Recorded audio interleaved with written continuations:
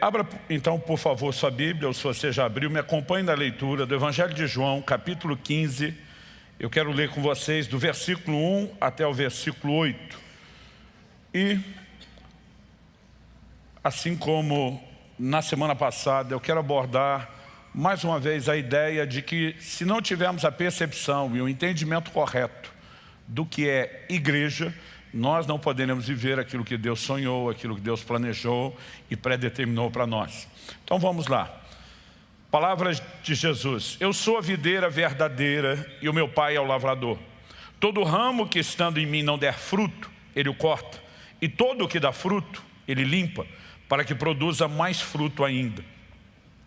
Vocês já estão limpos por causa da palavra que lhes tenho falado. Permaneçam em mim e eu permanecerei em vocês. Como o ramo não pode produzir fruto de si mesmo, se não permanecer na videira, assim vocês não podem dar frutos, se não permanecerem em mim. Eu sou a videira, vocês são os ramos. Quem permanece em mim e eu nele, esse dá muito fruto, porque sem mim vocês não podem fazer nada. Se alguém não permanecer em mim, será lançado fora à semelhança do ramo e secará. E o apanham, lançam no fogo e o queimam. Se permanecerem em mim e as minhas palavras permanecerem em vocês, pedirão o que quiserem e lhes será feito. Nisso é glorificado meu Pai, que vocês deem muito fruto e assim mostrarão que são meus discípulos.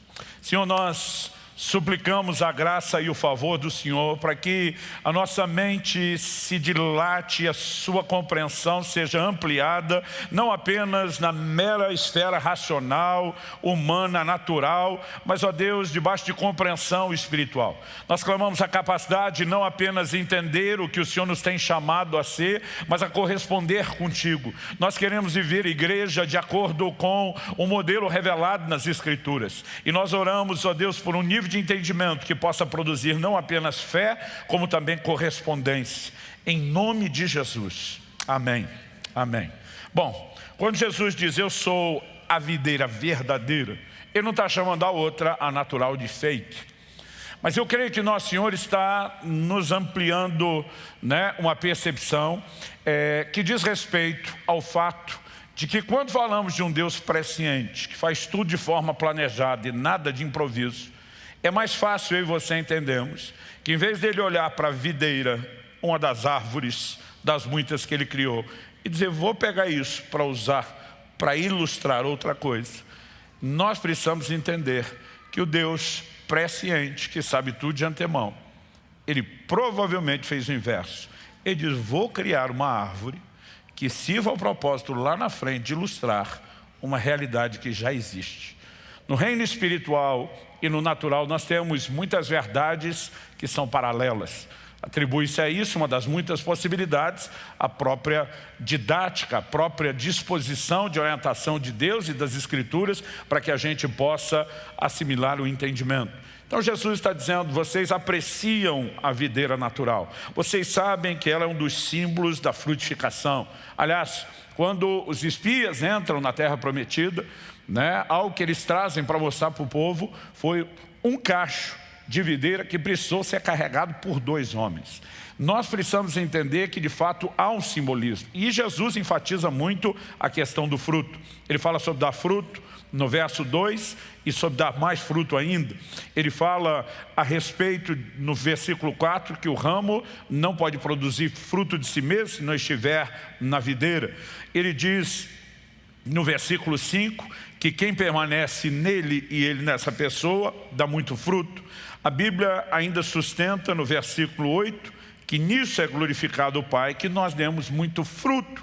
Então toda a conversa de Jesus obviamente está relacionada à frutificação, algo que Ele espera da sua igreja. Pastor, eu ouvi direito, o senhor está falando da igreja ou de Jesus? Quando Jesus diz, eu sou a videira e vocês são os ramos, assim como os ramos são a extensão, a continuação da videira, a Bíblia apresenta a igreja como uma extensão, o complemento de Cristo. Em Efésios, no capítulo 1, por exemplo, nos versos 22 e 23, a Bíblia o apresenta como cabeça e a igreja é vista como o corpo de Cristo, o seu complemento. Então, obviamente, quando Jesus está falando a respeito da videira e nos incluindo como parte dela, ele incluiu uma revelação não apenas de si, mas também a respeito da igreja. E ele está falando do seu plano e do seu propósito de que essa videira seja frutífera. Algo que eu e você precisamos, portanto, compreender são as ilustrações, que apontam para princípios, para verdades que ele gostaria que nós entendêssemos. Esse paralelo que eu mencionei entre as verdades naturais e espirituais, entre a videira e a igreja de Jesus. E eu quero destacar 3 coisas. Uma delas é uma discussão antiga, quando se estuda eclesiologia, a doutrina da igreja. Muitos ficam lá debatendo: a igreja é um organismo vivo ou uma organização? A verdade é que quando nós vamos estudar o assunto, não dá para dizer que é uma coisa ou outra. Ela é tanto uma quanto outra.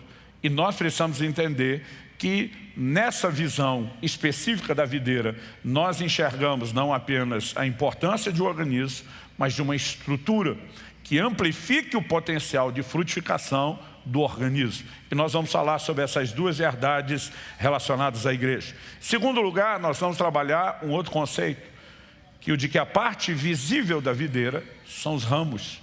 Dificilmente, quando falamos de uma boa videira, bem cuidada, cultivada, produtiva, você consegue enxergar de cara aonde está o tronco principal e a raiz. Normalmente o que se vê são os ramos. E, da mesma forma, nós podemos entender que a revelação de Cristo passa pela igreja. Aquilo que as pessoas saberão dele será afetado pela forma como ele nos vem. A forma como ele nos vem será afetada pela maneira como nós decidimos viver. Em terceiro e último lugar, eu quero trabalhar a ideia de que não apenas cada ramo está ligado ao tronco principal e à raiz, independente uns dos outros, mas do ramo ou do tronco principal saem os ramos principais, desses ramos saem outros ramos, desses outros, por sua vez, também saem outros, de onde saem outros, de onde saem outros. Ou seja, não há apenas uma ligação de cada ramo direta com o tronco, mas há também uma ligação entre os ramos. E acredito que isso nos apresenta uma outra verdade igualmente importante a respeito da igreja. Então, vamos começar, em primeiro lugar, sobre organismo, falando sobre organismo versus organização. Diferente de outras árvores, a videira não cresce muito sozinha. Ela precisa não só de cuidado e manutenção. Nós vemos aqui a importância de que um ramo que dá fruto, possa ser limpo para dar mais fruto ainda. Daquele que não está dando fruto tem que ser podado para não tirar energia da árvore. Mas nós podemos perceber também que, diferente de outras árvores cuja estrutura são somente os seus galhos, a videira é uma das poucas que ela entra numa outra classificação. Ela está na família das trepadeiras, que é aquele tipo de planta que cresce apoiando-se em outra ou sob qualquer outra estrutura ou superfície. É por isso que quando você olha, por exemplo, um vinhedo, você vai ver uma estrutura artificial complementar que ajuda a videira a se tornar mais frutífera. É muito comum a gente ver as pessoas usando varas de bambu, arame, para que os ramos da videira cresçam sobre ele. Porque se não houver essa estrutura, o crescimento da videira será comprometido e logo, automaticamente, consequentemente, a sua frutificação também. Quando eu era garoto, além de não viajar muito, de não conhecer muita coisa, meu universo de amostragem de certos tipos de árvores era bem limitado. A única parreira ou videira que eu conhecia de perto, na verdade, para quem como eu, cresceu, se criou no interior de São Paulo, toda árvore é chamada, por quem cresce no interior de São Paulo, de pé de alguma coisa.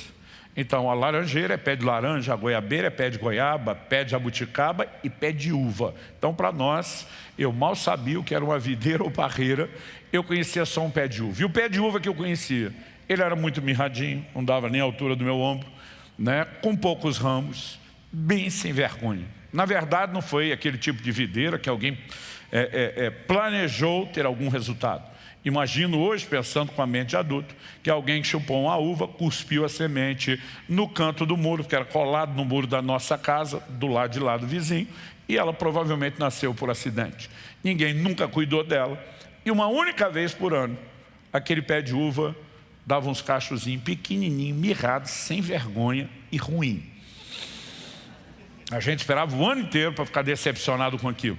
E tudo que eu conseguia pensar como garoto, quando via o povo comer uva, eu dizia, tem que ter muito pé de uva para dar uva suficiente para esse povo, porque eu achava que aquilo não produzia era nada. Mal sabia eu que o problema estava na falta de estrutura e na falta de cuidado da parreira da vizinha. Até hoje lembro o nome da vizinha, Dona Orminda.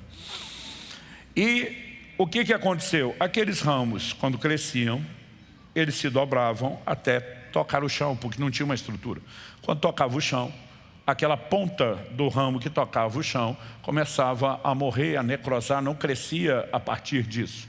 Toda a produção da videira, pela falta de cuidado e de estrutura, foi comprometida. Com o tempo, eu comecei a perceber que Jesus escolheu intencionalmente uma das poucas árvores que aparece na Bíblia, que não é apenas o organismo vivo, ele sozinho, mas que depende de uma estrutura. O que ele estava tentando nos comunicar? Que as verdades a respeito da igreja que ele está aplicando nos mostram que sim, a igreja, antes de mais nada, é um organismo vivo. E como tal, depende da seiva, da vida que procede dele, que é o tronco e a raiz. A igreja jamais crescerá apenas com estratégias, com méritos, com planejamento humano. Nós percebemos que desde o início da história da igreja, no livro de Atos, há um combustível divino sobrenatural se manifestando, que é a presença de Deus, é a ação do Espírito Santo. E como organismo, isso é fato, é incontestável, é inquestionável. Atos 9:31, por exemplo, diz assim: a igreja tinha paz por toda a Judéia, Galiléia, Samaria, edificando-se, caminhando no temor do Senhor. A Bíblia diz, e no consolo do Espírito Santo crescia em número. Outras traduções diz, no auxílio, no conforto do Espírito Santo, ela crescia em número. O crescimento da igreja depende, em primeiro lugar, da vida de Deus que pulsa na sua igreja. Então, eu e você, entendendo isso, precisamos compreender que vida de oração, de devoção, de relacionamento com Deus, eles são vitais.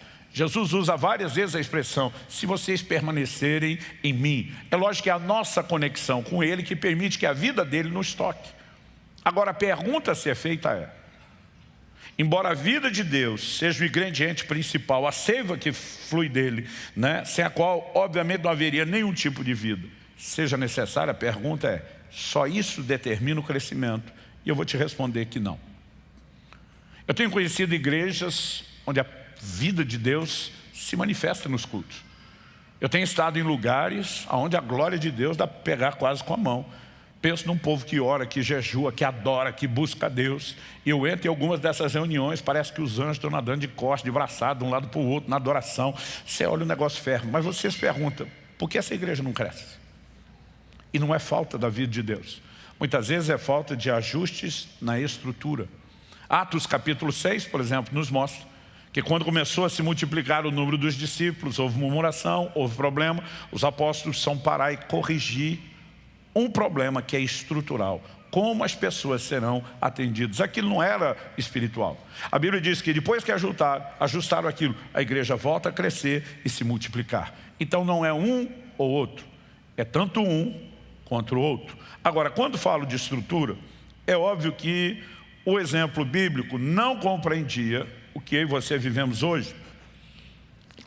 O que é que vivemos hoje? Temos uma estrutura física de reunião que os discípulos no início não tinham. E não estou falando de como organizamos o funcionamento de cultos e reuniões. Temos um ministério infantil que com certeza a igreja do livro de Atos não tinha. Aliás, a minha geração não tinha as coisas que nós podemos disponibilizar para eles hoje. Mas não creio que é esse o entendimento que nós devemos ter sobre estrutura.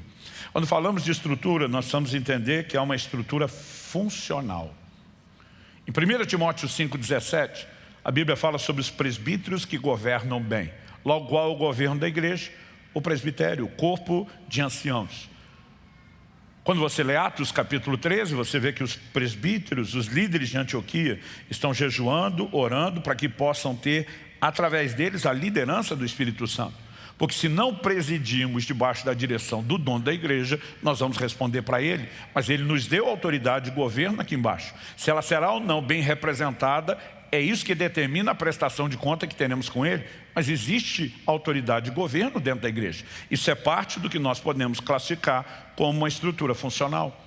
Algo que os apóstolos tiveram que resolver é o entendimento de trabalho e serviço, e eu vou falar melhor sobre isso daqui a pouco.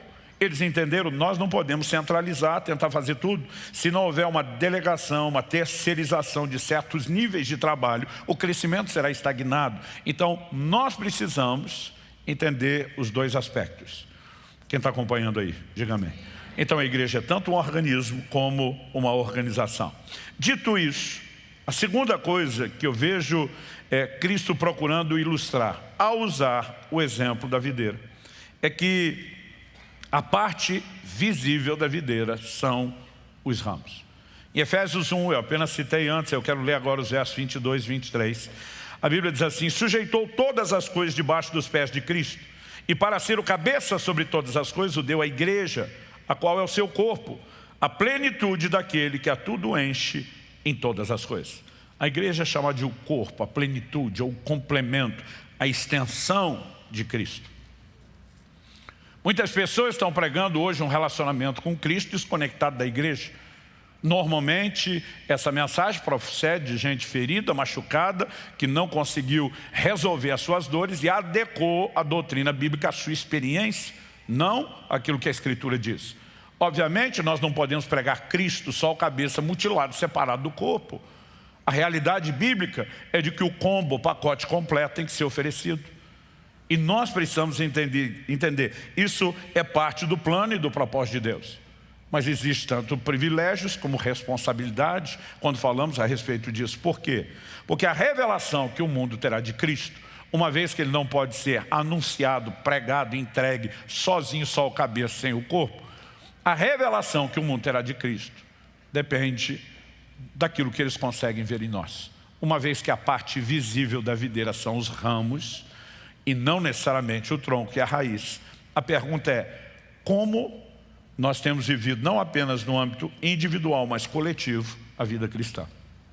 Em João, no capítulo 17, nos versos 20 e 21, parte da oração sacerdotal de Jesus, nós vemos ele clamando: não peço somente por estes, os discípulos que o acompanhavam naquele momento. Ele diz, mas também por aqueles que vierem a crer em mim. Isso contemplava mais de 2000 anos depois, eu e você, que estamos aqui em Curitiba, nos convertemos ao Senhor numa geração bem distante daquela primeira. Ele orou por cada um de nós. E o texto diz que ele orou da seguinte forma: também por aqueles que vierem a crer em mim, por meio da palavra que eles falarem. Tudo começaria a partir da pregação dos primeiros discípulos, e muitos outros, em muitos lugares, em muitas outras gerações seriam alcançados. E diz, a fim de que todos sejam um. Ele está orando por unidade. E como tu, ó Pai, estás em mim e eu em ti, também eles estejam em nós, para que o mundo creia que tu me enviaste. Para que é um indicativo de propósito. Porque é que Jesus está orando por unidade? Para que o mundo creia. Significa que se eu e você não vivemos uma unidade, nós podemos atrapalhar o mundo de crer. Porque a revelação que eles têm de Cristo passa por aquilo que eles enxergam em nós e no nosso comportamento. Quem está entendendo, diga amém. Ao olhar para as Escrituras, nós não podemos de forma alguma negar o peso que o testemunho de um estilo de vida pode ter ou não sobre a conversão de outros. É por isso que em 1 de Pedro, capítulo 3, verso 1, o apóstolo diz, igualmente vocês, esposas, estejam sujeitas cada uma a seu próprio marido, para que se ele ainda, eu amo essa frase ainda, cheia de fé, de esperança, para que se ele ainda não obedece à palavra, seja ganho sem palavra alguma, por meio da conduta da sua esposa, ao observar o comportamento honesto e cheio de temor que vocês têm. Aquilo que as pessoas lerão de Cristo passa por uma leitura do nosso comportamento. E nós precisamos entender a responsabilidade, não só o privilégio de servir a Cristo, mas a responsabilidade de um bom testemunho. Me acompanhe, por favor, em 1 de João, no capítulo 4, dos versículos 7 a 12. O apóstolo João diz, amados, amemo-nos uns aos outros, porque o amor procede de Deus, e todo aquele que ama é nascido de Deus e conhece a Deus. Quem não ama, não conhece a Deus, pois Deus é amor. Então ele está mostrando a essência, a natureza de Deus como amor. Ele afirma, nisso se manifestou o amor de Deus em nós, em haver Deus enviado seu Filho unigênito ao mundo para vivermos por meio dele. Nisso consiste o amor, não em que nós tenhamos amado a Deus, mas em que ele nos amou, enviou seu Filho como propiciação pelos nossos pecados. Amados, se Deus nos amou de tal maneira, nós também devemos amar uns aos outros. Então ele afirma, nunca ninguém viu Deus. Se amarmos uns aos outros, Deus permanece em nós e o seu amor é em nós aperfeiçoado. João está definindo que Deus é amor, que nós temos que andar em amor.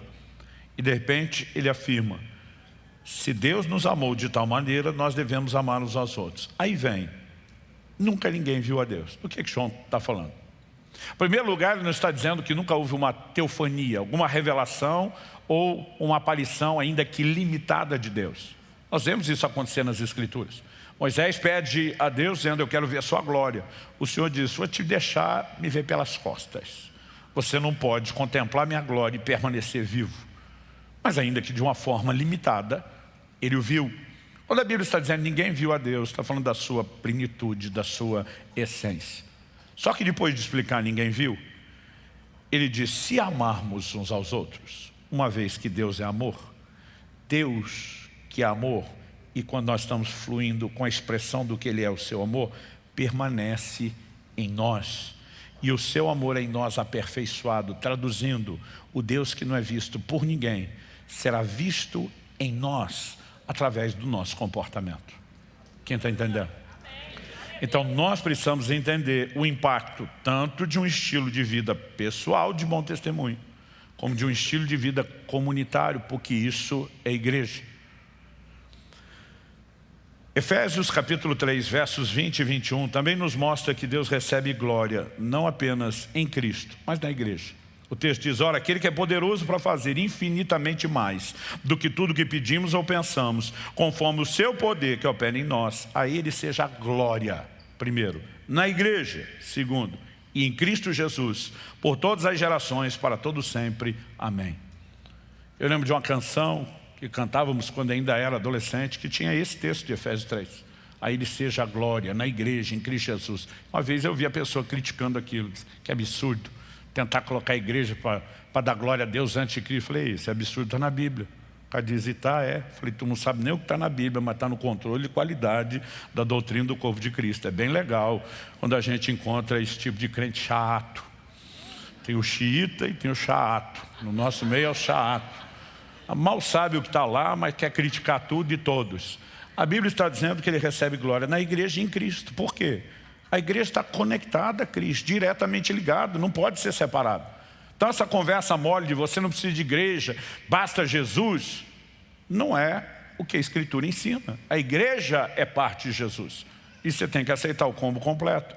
E a igreja não é o prédio, a igreja não é uma mera estrutura e nem uma instituição, mas o ajuntamento dos santos. Quando a gente entende que a parte visível é a igreja, eu acredito que o próximo nível de entendimento tem que ser bem trabalhado em nós. É a ligação entre os ramos. Não é todo ramo que está ligado diretamente ao tronco e à raiz. Como eu disse, de ramos principais saem outros ramos, desses ramos outros ramos e assim por diante. Eu demorei para entender isso, porque meu universo de amostragem durante muito tempo foi o pé de uva da casa da dona Orminda. Então eu realmente não consegui imaginar, né, aquilo que talvez fosse mais claro na mente dos que ouviam Jesus, pensando numa videira bem cuidada, que crescia. Mas um dos desafios que eu tive quando passei para a vida de casado, daqui um mês e pouquinho, Kelly e eu vamos completar 27 anos de casados, foi que você tem que aceitar na vida matrimonial certos sacrifícios. Um deles, assistir filmes com a sua mulher que você não gosta. Especialmente se for um drama. Eu sempre dizia para minha esposa, para que pagar para chorar? Hoje em dia é fácil chorar de graça, para que pagar para chorar? Né? Determinados romances eram tão melodramáticos que eu ficava pensando, vamos sofrer em nome do amor. Mas eu lembro que um determinado dia, Kelly quis ver um filme, que eu fui lá naquela disposição, vamos sacrificar em vez de divertir. Se for para fazê-la feliz, vamos lá. Mas honestamente eu acabei gostando do filme. É um filme estrelado por Keanu Reeves, chamado Caminhando das Nuvens, pelo menos o título que ficou em português, eu não lembro o original. E a história, gente, depois de 30 anos não me acuse de dar spoiler, né? Eu acho que já tem que ter algum momento que você tem o direito de falar. Tem um momento muito dramático no filme, porque a história, a fotografia do filme é linda, é fantástica. Ela acontece num cenário e num ambiente onde há um vinhedo imenso, produtivo. A família produz vinho através das uvas, do próprio cultivo. E tem um momento dramático na história onde um incêndio atinge aquele vinhedo e devasta praticamente tudo. O desespero da família era encontrar aonde estava o tronco principal e a raiz. E é naquele momento que você descobre que tudo que você via antes era uma videira só. Para mim, na minha cabeça, a ideia de vinhedo era como se fosse um bosque de muitos pés de uva, vamos falar assim. Mas naquele cenário, era uma única videira centenária, gigantesca. Os ramos se espalhavam e foi a partir daquela ideia que eu comecei a tentar pensar o tipo de videira que Jesus poderia estar sugerindo. Porque a videira em questão, mencionada por Cristo, não é meramente centenária, ela é milenar, já temos 2000 anos. O que é que você precisa imaginar? Daquele tronco principal saem os ramos principais. Desses primeiros ramos principais vão sair outros ramos. Desses secundários saem dos principais, saem outros, dos quais saem outros. E os ramos vão se multiplicando a partir dos ramos, não todos diretamente a partir do tronco. O que é que eu e você precisamos entender? Que isso nos fala de verdades diferentes. Eu quero destacar pelo menos 3 que precisam orientar o nosso pensamento a respeito da igreja quando falamos dessa ligação entre os ramos. O primeiro deles, que eu quero destacar, não necessariamente em ordem de importância, mas de aparecimento, vamos dizer assim, na revelação bíblica, diz respeito ao princípio de descentralização, ou, se você preferir, cadeia de comando. Se você puder, me acompanhe em Êxodo, no capítulo 18.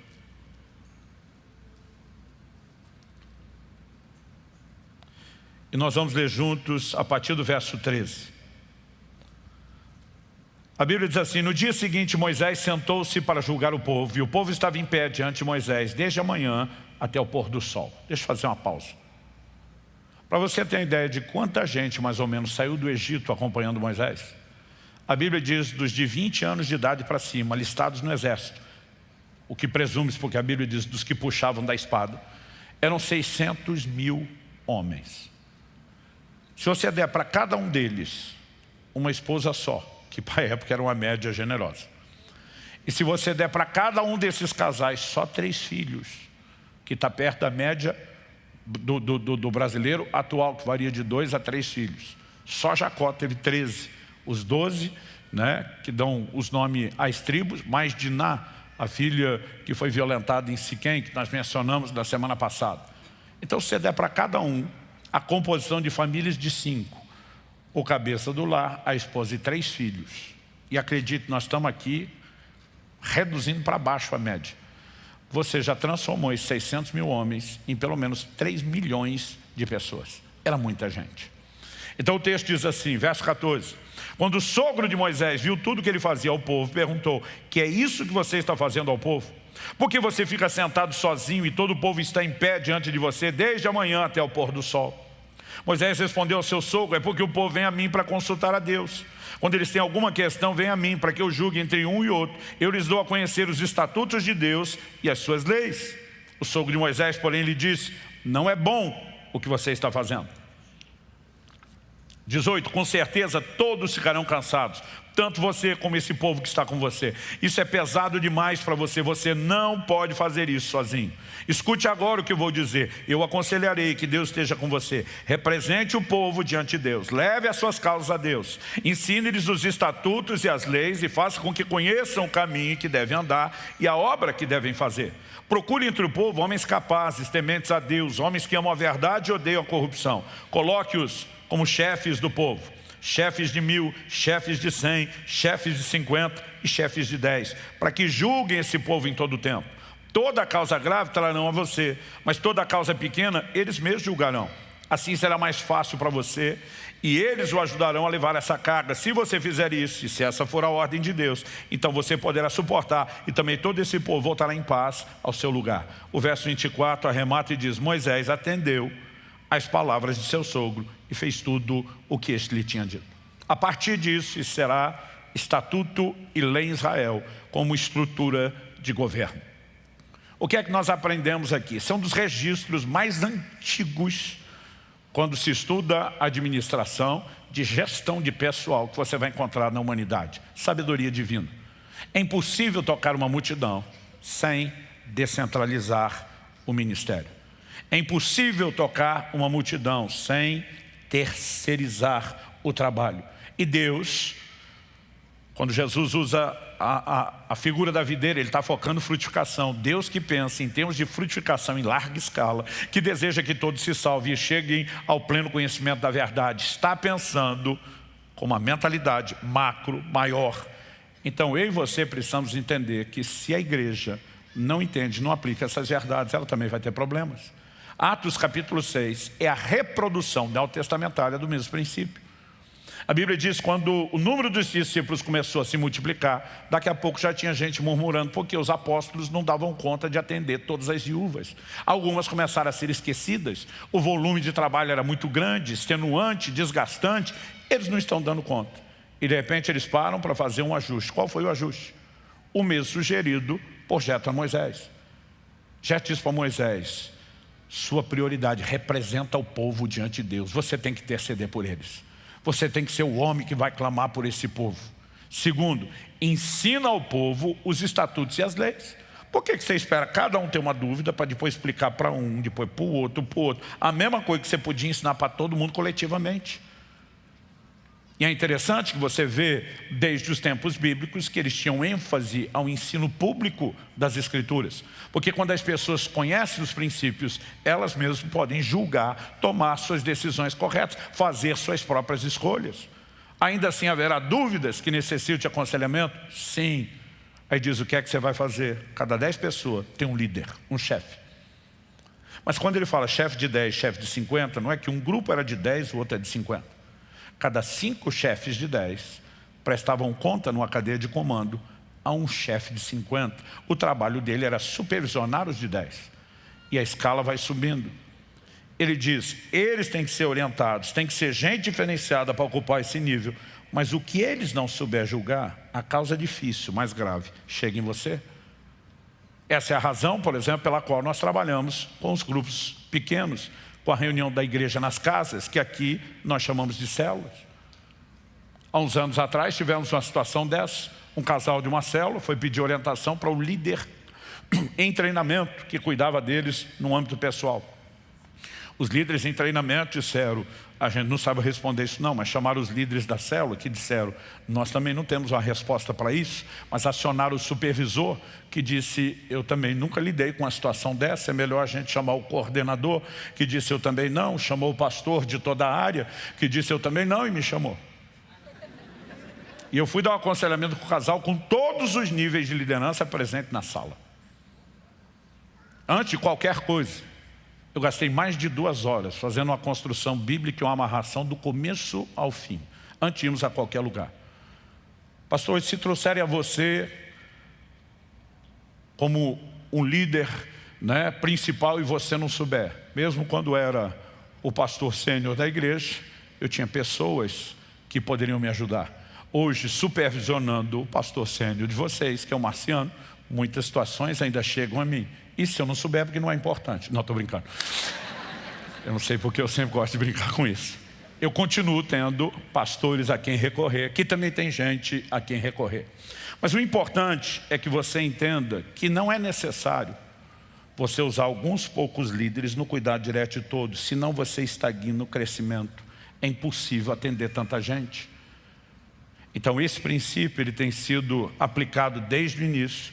A igreja no livro de Atos reproduz, certos níveis de ministério vão ser delegados, outras pessoas terão oportunidades. E gente, se nós queremos funcionar com a mentalidade de uma igreja que vai tocar milhares de pessoas, não dá para negociar isso. Quem está entendendo aí? Quem está acompanhando, diga amém. Por vários motivos. Outro dia um chegou para mim, não pastor, estou vindo aqui para a igreja, mas só se for para ser pastoreado pelo senhor, se for botar outro, não quero. Falei, nem eu quero você querendo as coisas desse jeito e achando que vai chegar decidindo como é. Então já vamos resolver e finalizar isso já? Aí ficou me olhando assustado. Falei, criatura, você está chegando numa casa que tem regras. Não é só regras pessoais, são regras bíblicas. A casa não se adequa a você, você se adequa à casa. Agora, você precisa entender a lógica que está por trás disso. Não é simplesmente uma decisão de impor uma coisa só porque a gente escolheu. Nós estamos tentando espelhar o máximo possível os princípios bíblicos que entendemos. Outro dia um chegou para mim e falou: pastor, fala sério, para que você fica cobrando essa segunda reunião na semana de célula? Nossa vida é corrida, já vou no culto domingo, o senhor me arruma outro culto para eu participar? Eu falei: e quem disse que a segunda reunião tem o mesmo propósito da primeira? Ele: como é que é? Eu falei: esse é o seu problema, você já está tomando a decisão que ela não é importante, sem sequer ter entendido por que esse tipo de reunião existe. Eu falei: quando você vem no domingo, você vem para receber. Seja o ensino da palavra, seja desfrutar a adoração.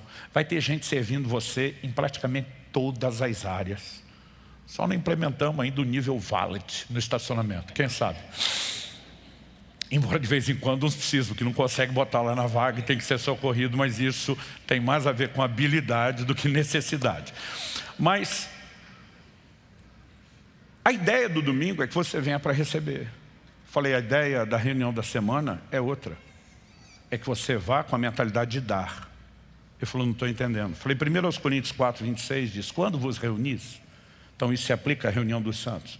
A Bíblia diz: um tem salmo, outro tem doutrina, outro tem revelação, outro tem língua, outro tem interpretação. Tudo seja feito para edificação. Os santos deveriam ter reuniões onde eles não vão apenas receber com a mentalidade egoísta, tudo gira em torno de mim. Mas onde eles vão para uma reunião com a mentalidade altruísta: eu estou indo oferecer, eu estou indo ajudar alguém a crescer. Eu falei: agora isso não pode ser praticado nas reuniões públicas do domingo com milhares de pessoas. Imagina cada um tendo uma oportunidade. Eu até hoje, às vezes ministro em igrejas e reuniões menores, que já dão oportunidade para uns 36 e o culto fica quase que eterno. Você imagina, dá para todo mundo? Agora, se a Bíblia está dizendo que tem que ter uma reunião onde cada um possa participar, e ela não dá nesse modelo, nós temos que achar outra que dê, porque nós não podemos nos desviar do padrão da Escritura. Então nós temos uma outra reunião menor, onde cada um pode participar, pode usar aquilo que tem, num ambiente menor, com pessoas mais próximas. Ele tem liberdade até para falar uma bobagem, aprender depois, que não era bem do jeito que ele achou, mas tem liberdade para falar. Agora, nenhum dos meus pastores que usa o púlpito tem liberdade para falar uma bobagem no microfone. A sequela será bem diferente de falar uma bobagem numa célula, a repercussão e o trato da minha parte com eles. Agora, nós precisamos entender essa dinâmica. E se nós percebemos: espera aí, lá é o lugar onde eu posso cumprir o propósito de fortalecer outros, e Deus espera isso de cada um de nós, por que não fazer? Por que eu vou cultivar a mentalidade egoísta de só vir desfrutar? Aliás, tem gente indo na célula com a mesma mentalidade. Um outro dia falou para mim: pastor, a célula que eu estou não dá não. O senhor vai ter que arrumar outra para mim. Falei: por quê? Ele falou: meu líder não sabe nada de Bíblia. Fraquinho, fraquinho, fraquinho, mas fraquinho que dói. Diferente de mim, que estudei muito, hein? E eu fico olhando e pensando, como o orgulho pode cegar alguém? Eu digo: criatura, se você sabe tanto, seu líder sabe nada, não deveria ser justamente o motivo para você ficar? Não, mas eu não estou crescendo aprendendo. Eu falei: quem disse que você está na célula para crescer ou aprender? Você está lá para ajudar os outros a crescer e a aprender. Já que nem seu líder, nem ninguém na célula sabe nada, não era hora de você usar tudo isso que você aprendeu? Ou tem algum outro motivo que você está aprendendo isso que eu não descobri? Porque se você não vai usar, não vai transbordar na vida de outros, para que é que você está aprendendo? Para que é que você quer aprender mais se não vai repartir com ninguém? Então, no reino de Deus, tudo que nós recebemos, nós celebramos e repartimos. Essa é a dinâmica de viver em comunidade, em família. Você não é um sol e o sistema todo está girando só em torno de você. Você é uma pequena engrenagem de algo muito maior e as coisas não giram em torno de você. Você roda junto em torno de um outro propósito. Quem está entendendo? Então, nós precisamos compreender essas verdades porque elas estão ligadas à igreja. Descentralização, cadeia de comando, isso é importantíssimo até para a execução do serviço. Mas falando em serviço, um outro elemento que eu também vejo na ligação entre os ramos diz respeito ao que nós vamos chamar de unidade e interdependência. Não é sadio que você seja meramente dependente de pessoas e nem um pouco sadio que você seja totalmente independente. A palavra correta usada em tempos modernos é interdependência. Nós dependemos uns dos outros, e não apenas uns de outros, mas todo mundo de todo mundo. 1 Coríntios 12:12 diz: porque assim como o corpo é um e tem muitos membros, e todos os membros, mesmo sendo muitos, constituem um só corpo, assim também é com respeito a Cristo. Pois em um só Espírito todos nós somos batizados em um só corpo, quer judeus, quer gregos, quer escravos, quer livres, e a todos nós foi dado beber de um só Espírito. Ser batizado significa ser colocado para dentro de. Então você se tornou parte de um corpo, de algo que é maior do que você. Verso 14 diz: porque também o corpo não é um só membro, mas muitos. De novo, então não diz respeito só a você. Se o pé disser, porque não sou mão, não sou do corpo, nem por isso deixa de ser do corpo. Se o ouvido disser, porque não sou olho, não sou do corpo, nem por isso deixa de ser do corpo. Se todo o corpo fosse olho, onde estaria o ouvido? Se todo ele fosse ouvido, onde estaria o olfato? Mas Deus dispôs os membros. Veja essa frase: Deus dispôs os membros, colocando cada um deles no corpo, como Ele quis. Se todos, porém, fossem um só membro, onde estaria o corpo? O certo é que há muitos membros, mas um só corpo. Os olhos não podem dizer à mão, não precisamos de você. A cabeça não pode dizer aos pés, não preciso de vocês. Pelo contrário, os membros do corpo que parecem ser mais fracos são necessários, e os que nos parecem menos dignos no corpo, a esses damos muito maior honra. Também os que em nós não são decorosos, revestimos de especial honra, ao passo que nossos membros nobres não têm necessidade disso. Contudo, Deus coordenou o corpo. Diga comigo: Deus coordenou o corpo. E ele explica: concedendo muito mais honra àquilo que menos tinha, para que não haja divisão no corpo. Você pode repetir isso comigo? Diga: para que não haja divisão no corpo. Aí o texto diz: mas para que, e aqui de novo indicativo de propósito, para que os membros cooperem. Quer cooperar? Operar juntamente com. Para que os membros cooperem com igual cuidado, em favor uns dos outros. De maneira que se um membro sofre, todos sofrem com ele. Se um deles é honrado, todos os outros se alegram com ele. Verso 27 diz: ora, vocês são o corpo de Cristo, individualmente membros desse corpo. O desafio é entender que tipo de membro você é. Porque alguns parecem acreditar que são um apêndice no corpo de Cristo. Se for tirado, não faz muita falta. Ou que são a verruga, que nem para decoração dá para dizer que está lá. Nós precisamos entender a funcionalidade. A funcionalidade vai afetar diretamente a nossa prática de serviço. Não adianta eu querer cantar, por mais bonito que eu ache alguém cantar. Se eu cantar, o culto acaba, vocês vão ficar traumatizados por anos. Então não adianta eu me meter numa área que Deus não me chamou. Eu preciso ficar naquilo que se encaixa com a função que Ele me deu. Tente fazer um teste em casa depois. Pega uma tigelinha, enche ela com a sopa daquelas, com o caldo bem ralo. Em vez de colocar na mesa, põe a tigela no chão e descalço, pega a colher com o pé. Por mais que a gente possa ter aqui aquela exceção, porque 99,9% não tem a capacidade de se contorcer e trazer o pé à boca, se houver alguém que tem essa habilidade especial, eu duvido que tenha a coordenação para conseguir botar a sopa na boca e tomar o caldo sem derramá-lo. Isso significa que o pé não presta e não tem função? Não, ele não serve para aquilo. Mas ele serve para outra coisa. Quem está entendendo? Eu me sinto, quando falo da música, o pé tentando levar a colher de sopa na boca. Mas isso não significa que eu não possa ter a minha maneira de servir o corpo, que não se encaixe nisso, mas sim dentro da minha função. Quem está entendendo? O desafio é compreender o que Deus te chamou. Ah, eu não sou olho, eu não sou ouvido, eu não sou... Alguma coisa você é. Com certeza Deus não te chamou para ser apêndice ou verruga. Então, entendido isso, nós precisamos viver o quê? Em favor uns dos outros. É com essa mentalidade que eu e você precisamos ter ideia de serviço. O serviço, embora seja praticado diretamente visando o benefício dos outros, nos faz crescer ainda mais, além de nos fazer vencer o próprio egoísmo. Quando nós começamos a entender a visão de unidade e de interdependência, isso, além de ser o que revela a ligação entre os ramos, nos leva para um lugar de compreensão mais claro daquilo que Deus tem para cada um de nós, daquilo que é o seu propósito para nós como igreja. Em terceiro e último lugar, dentro do terceiro tópico da ligação entre os ramos, primeiro falei da descentralização e cadeia de comando, segundo de unidade e interdependência. Em terceiro lugar, eu quero enfatizar o que você defina como quer chamar. Se é discipulado geracional, se é paternidade. Mas Quando eu penso historicamente falando, de Cristo saíram os primeiros discípulos. Desses primeiros discípulos que Cristo acompanhou de perto, outros foram se convertendo, através deles outros ainda, e há uma reprodução, não só da multiplicação de gente ganhando gente para Jesus, mas de ensino, instrução e cuidado sendo praticado com essas pessoas. Olha o que Paulo, por exemplo, diz em 2 Timóteo, capítulo 2, verso 2. E o que você ouviu de mim na presença de muitas testemunhas, isso mesmo transmita a homens fiéis, idôneos para instruir outros. Então Paulo está explicando, sem falar de mim para trás.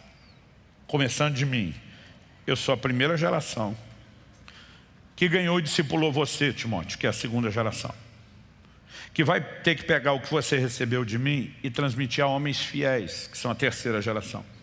Esses homens fiéis da terceira geração têm que ser idôneos para não interromper o processo e transmitir o que eles receberam a outros. Só que nós temos 4 gerações. Sem continuidade geracional, a vida estanca e morre. Meu pai, que me gerou e me deu vida, já não está mais entre nós. Partiu para estar com o Senhor anos atrás. Já vai fazer 18 anos que ele partiu.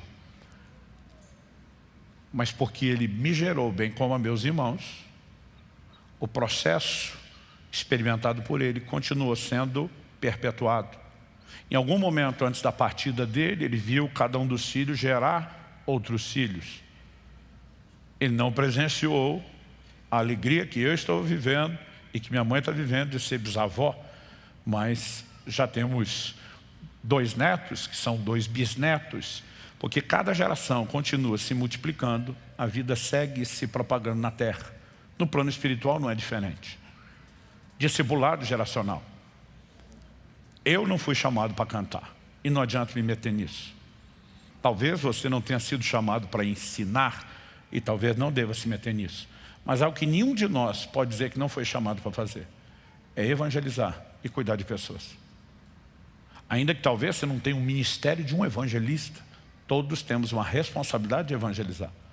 Ainda que talvez você não foi chamado para ser um pastor, um apacentador de um grupo maior, você no mínimo tem um chamado para exercer paternidade espiritual sobre alguém que você vai levar a Cristo.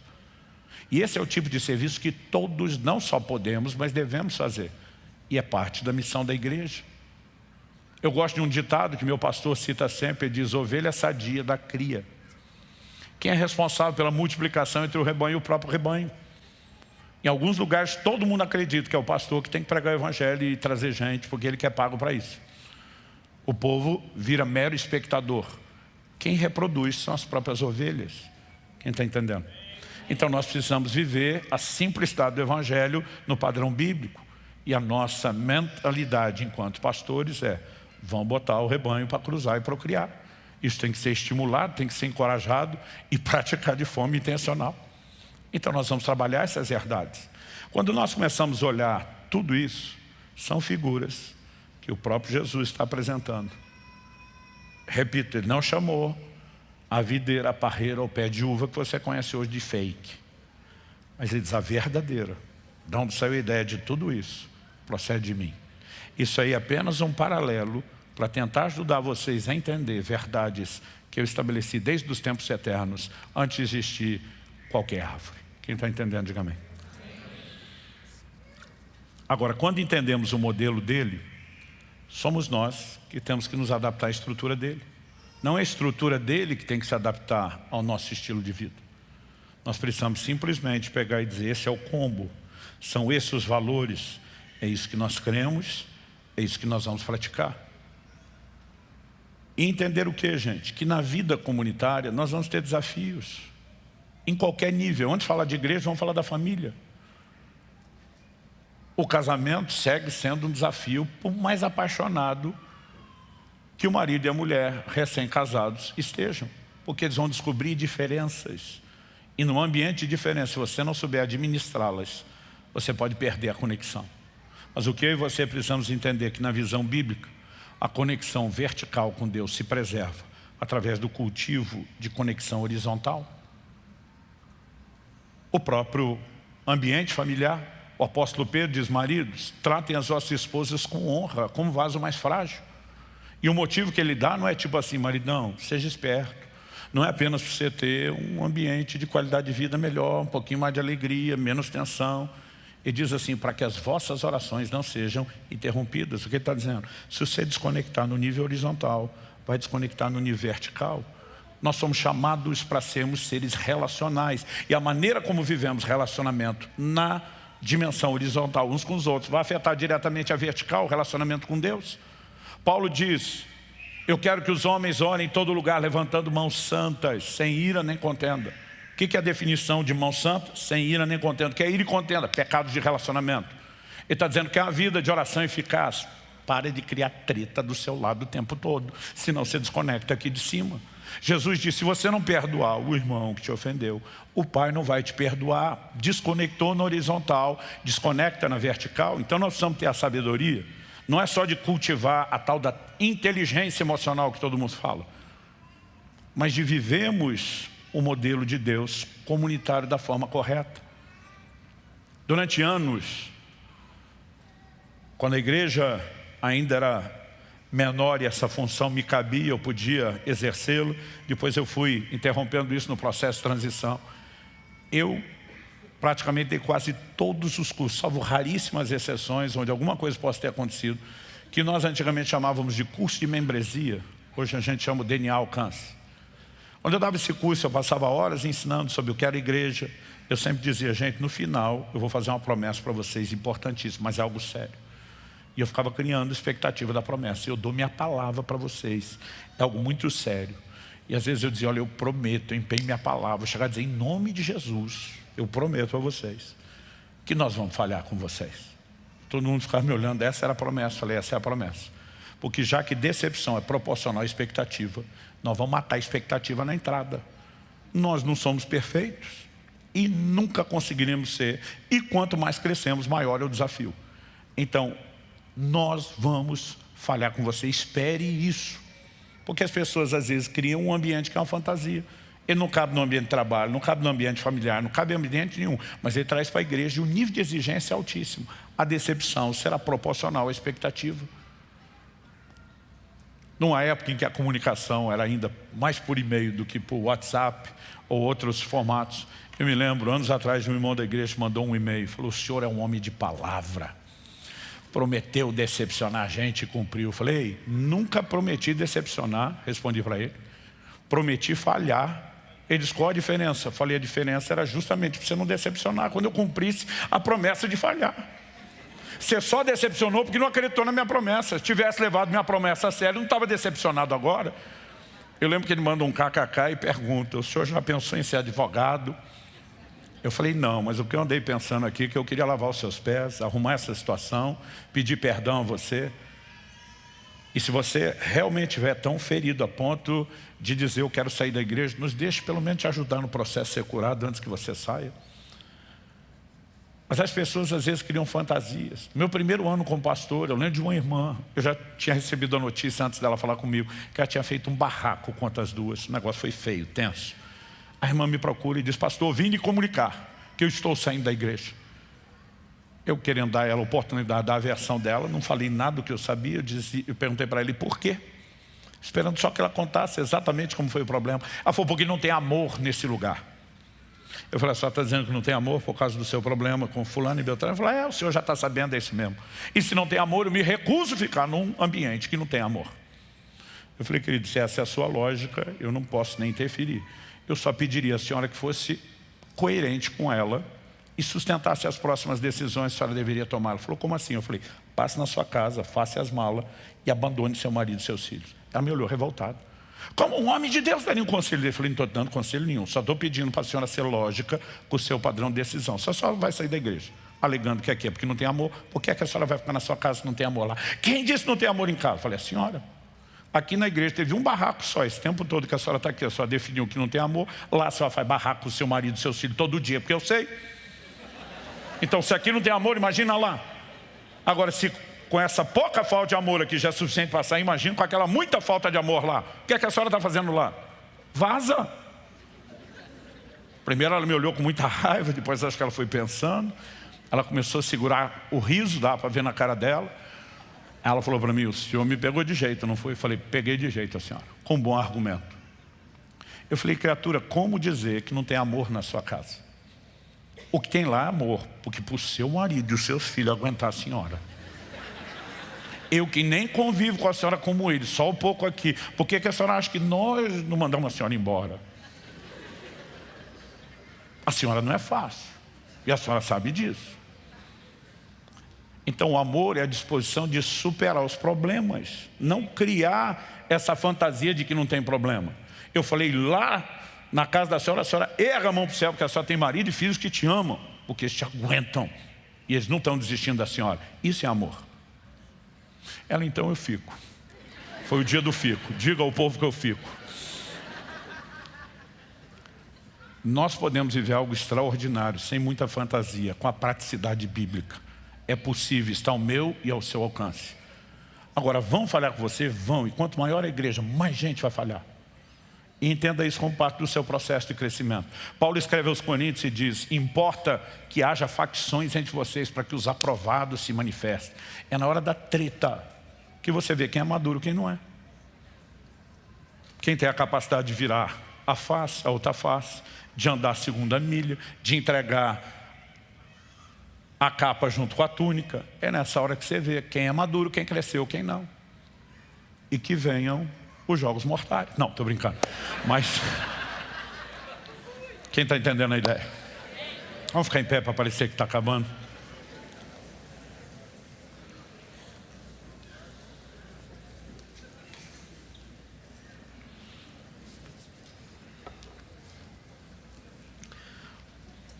Jesus usou várias vezes a expressão no texto que nós lemos de permanecer em Cristo.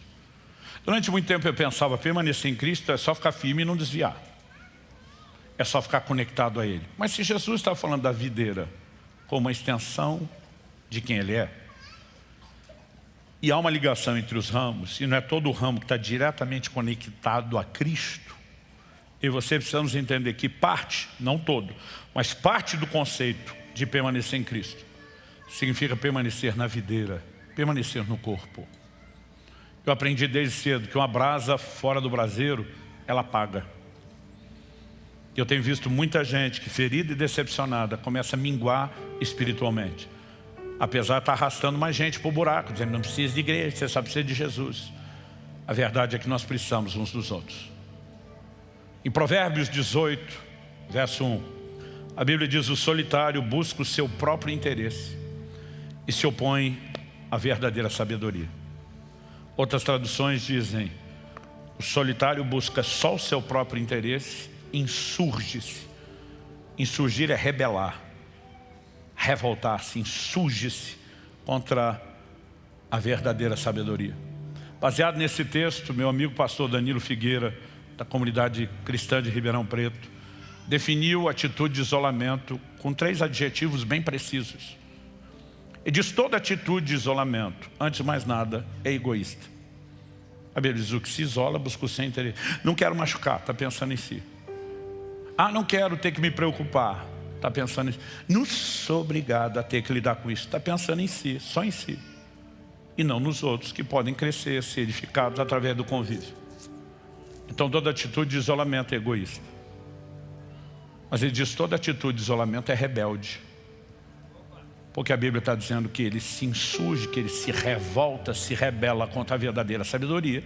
É uma atitude de rebeldia. Mas além de uma atitude egoísta e rebelde, e só o rebelde já não é boa classificação, é uma atitude burra.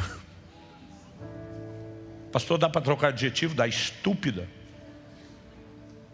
idiota. Nós podemos usar vários. Por quê? Porque se rebela contra a verdadeira sabedoria.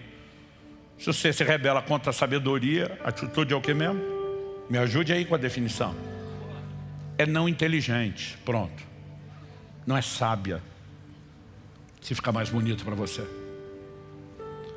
Não existe nada de positivo com o qual uma atitude de isolamento possa ser caracterizada. Nós somos chamados para viver em comunidade. Vai dar BO? Vai. Mas vai ter tanta coisa boa, melhor, maior e acima dos boletins de ocorrência. que vai valer a pena. E a parte boa é que não vai valer a pena só para você. Não é só o que você ganha, é o que outros vão poder ganhar através da sua paciência, do seu amor, da sua maturidade, da sua disposição de convívio. Vai ter dia que você vai para a célula e vai dizer: Deus, o Senhor é minha testemunha que eu não estou com vontade de estar lá. Você acha que todo culto que eu preguei, nesses 17 anos aqui, eu estava com vontade de pregar? Deve ter tido muitos deles que eu falei para Jesus: eu nem queria hoje. Mas não diz respeito só ao que você quer, ou o que é importante para você, mas o que é importante para outros. Em momentos onde eu preferia ter ficado em casa, debaixo da coberta, assistindo um filme e veio estar pregando. E preguei sem muito ânimo interior. E eu vejo gente depois chorando, testemunhar mudanças extraordinárias. Eu penso: ainda bem, seu ignorante, que você não escolheu a coberta. Ainda bem que você sacrificou por algo maior do que aquele seu desejo egoísta. Quem está entendendo? Nós podemos viver juntos o que Jesus disse. Isso sim é a videira. A videira verdadeira. Um organismo com uma organização e uma estrutura funcional. Algo cuja parte visível é a gente. E ele se expôs quando decidiu ser representado por mim e por você. Eu já perguntei para ele algumas vezes: onde é que o senhor estava com a cabeça quando deixou a gente representar o Senhor? O risco é grande.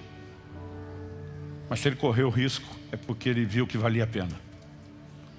Em terceiro e último lugar, se nós entendemos a ligação entre os ramos, a descentralização, a unidade, a interdependência e também a continuidade geracional, a paternidade, vai ser fantástico. Deus tem um sonho na terra e nós podemos participar, que edificar com Ele a sua igreja. Pai, oramos por graça e favor do alto. Oramos por aquela capacidade que só o Teu Espírito pode trazer a cada um de produzir ajustes. Eu abençoo cada um dos meus irmãos e irmãs reunidos nesse lugar, aqueles que nos acompanham pela transmissão ao vivo ou mesmo posteriormente por meio de uma palavra gravada. Que a mão do Senhor os toque, os alcance, gere aplicação prática da palavra e os ajustes necessários. E que possamos sair daqui não apenas com informação, mas com inspiração, com combustível celestial, para vivermos o Teu projeto chamado igreja, para vivermos o que o Senhor mesmo chamou de a videira verdadeira. Obrigado pelo privilégio de nos incluir. Obrigado pela honra de nos deixar participar e cooperar contigo. Ajuda-nos, Senhor, a cooperar cada vez mais e atrapalhar cada vez menos. É a nossa oração em nome de Jesus. Amém. Se você crê e concorde, diga amém. Se você recebe essa palavra, diga: eu recebo em nome de Jesus.